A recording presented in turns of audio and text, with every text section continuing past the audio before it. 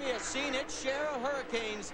Today's storm is named Mike Wallace, and he is going to take round number 1 of the NASCAR Craftsman Truck Series for Team ASN. Look at that celebration. That is one happy dude right there.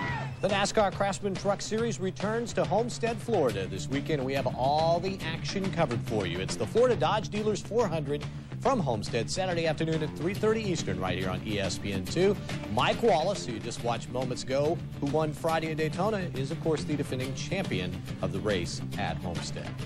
After a pair of 125-mile snoozers on Thursday, many in the Winston Cup garage predicted the Daytona 500 would be anything but exciting. Mike Skinner's crew chief Larry McReynolds even suggested installing cots in the grandstands. Now more than 24 hours removed from the great American race, emotions have cooled, and feelings about the quality of Sunday's racing could be described as lukewarm. Well, the racing was a little bit better, you know, especially I guess maybe because of the number of cars that was out there. Not a lot of passing for the lead, but, you know, it took a caution to bunch him up there at the end. The last 10 laps wasn't too awful bad. Pretty exciting. It certainly was different. I mean, from where I was sitting, it was still very exciting, especially the last part of the race. But it wasn't what we've become accustomed to seeing here. And I think that's the hard thing now, is we set such a high standard with such great racing that we weren't going to be able to top that anyway. So anything less than that is going to look pretty boring. I really didn't think it was that bad from a competitor standpoint in that it actually put the race back in the driver's hands. You know, the guys had to drive the race cars for a change, and they weren't just sitting in a machine waiting for something to happen around them. They actually had to go out and drive, lift off the gas, turn the cars, make them handle. But even the drivers who finished well had difficulty making them handle, and the result was just 4 on-track passes for the lead. It seemed to be a little harder to pass than maybe it was a year ago, and I know my car didn't handle as good as it did a year ago, so I don't know.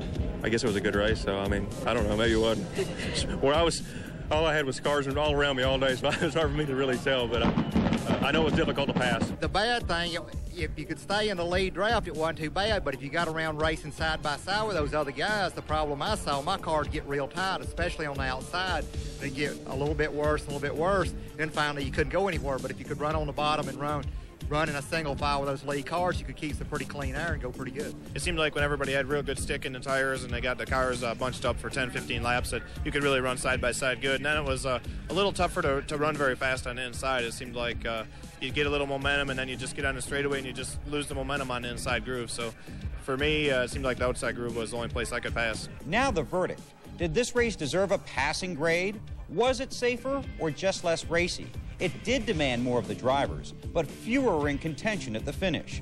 The endless search for the best of both worlds continues. I liked it. It would sort itself out in the long run, you know, 55-lap run. Cars that were handling well would wind up at the front. In the short run, it's just like every other restrictor plate race. They're all in a pile, and that's what you get. You get wrecks. So the fans and competitors complain because it sorts out, and they start complaining because they all wreck. So who knows what's right and what's wrong. We've got to take a look at how we can make the racing just a little bit better for everybody. From the driver's standpoint, it was nice not to be in 3-wide racing all day, but this is about the fans, and we have to make them happy. Jarrett's was among several teams that left Daytona this year with much better results than they had last year. DJ improved 36 positions from last year.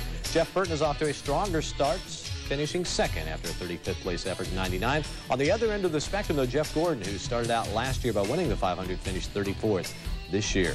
Well, Bill Weber is still with us, and Bill, it's all fine and good that most of those guys had much better starts to this year than last year, but that doesn't guarantee a strong finish in the points, does it? The only thing that's guaranteed in racing is that there are no guarantees. We all know that, but this is a big win for Dale Jarrett, and maybe even a bigger win for his team. Despite some big wins last year, some people refused to believe that Dale Jarrett could win the championship. In fact, down the stretch last season, some people were just watching and waiting for Jarrett's team to fumble the ball and lose the game.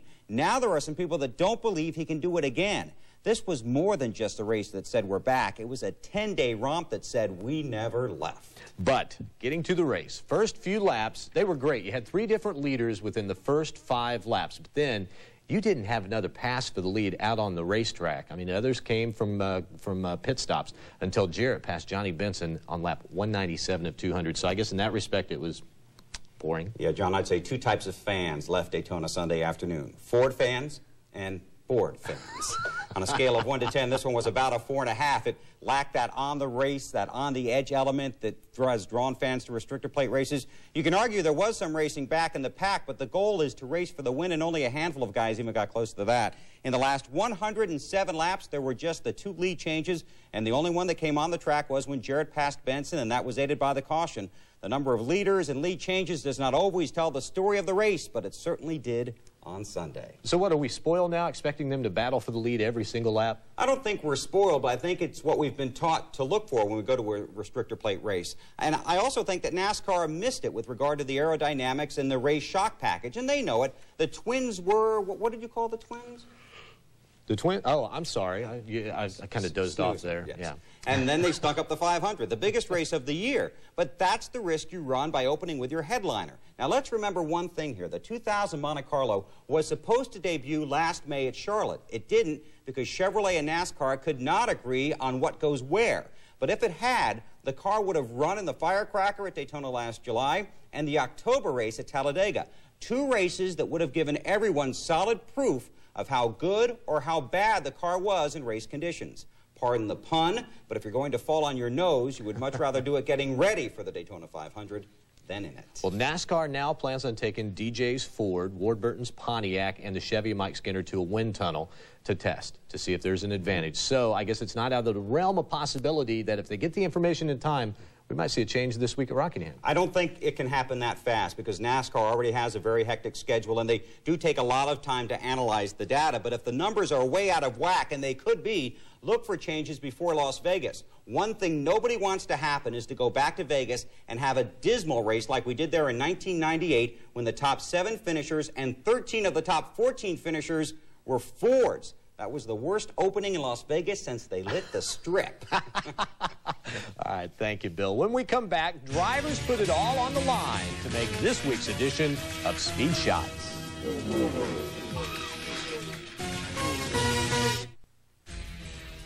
You think DJ's crew worked hard to fix his car on Saturday? Well, you should have seen our crew work on our brand new set.